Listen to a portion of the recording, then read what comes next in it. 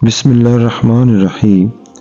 روایت کے مطابق کسی شخص نے سیدنا حضرت مالک بن دینار رحمۃ اللہ علیہ سے توبہ کا سبب دریافت کیا تو انہوں نے فرمایا کہ میں شراب پینے کا عادی تھا۔ میری چھوٹی سی بچی تھی جو میرے سامنے ہی شراب کی بوتلوں کو اونڈیل دیتی تھی۔ جب وہ 2 سال کی ہوئی تو وفات پا گئی، جس کی وجہ سے میرے دل پر بڑا صدمہ ہوا۔ جب شعبان کی 15ویں رات آئی تو میں نے خواب میں دیکھا کہ قیامت قائم ہو گئی ہے اور ایک بڑا اژدہا اپنا منہ کھولے ہوئے میرے پیچھے لگ گیا۔ میں نے بھاگنا شروع کر دیا۔ اسی اثناء میں مجھے ایک نہایت بزرگ نظر آئے۔ میں نے ان سے کہا کہ مجھے اس سانپ سے بچاؤ، خدا تمہیں بچائے۔ تو انہوں نے رو کر کہا کہ میں ضعیف و کمزور ہوں، تمہیں نہیں بچا سکتا، لیکن تم آگے جاؤ، شاید اللہ تعالیٰ تمہاری نجات کا کوئی ذریعہ بنا دے۔ میں بھاگا اور ایک آگ کے پاس گیا تو آواز آئی، واپس جاؤ۔ میں پیچھے واپس ہوا مگر سانپ مسلسل میرے پیچھے لگا ہوا تھا۔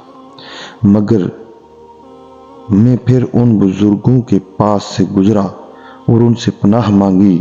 انہوں نے کہا کہ میں کمزور ہوں، تیری مدد نہیں کر سکتا، البتہ تو اس پہاڑ کی طرف چلا جا، اس میں مسلمانوں کی امانتیں ہیں، اگر تیری بھی کوئی امانت ہوئی تو تیری مدد کی جائے گی۔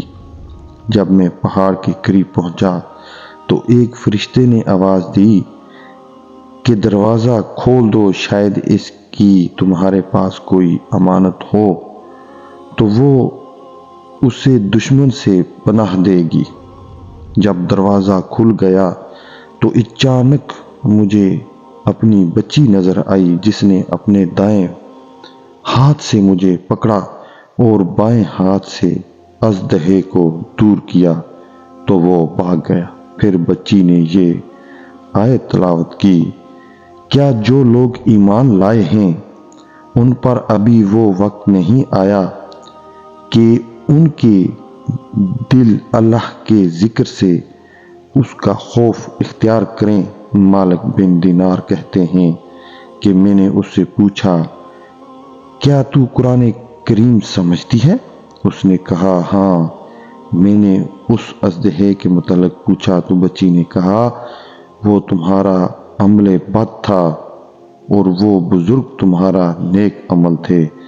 مالک بن دینار فرماتے ہیں کہ میں گھبراتے ہوئے بیدار ہوا تو میں نے سچی توبہ کی اور آئندہ گناہ نہ کرنے کا عزم کیا۔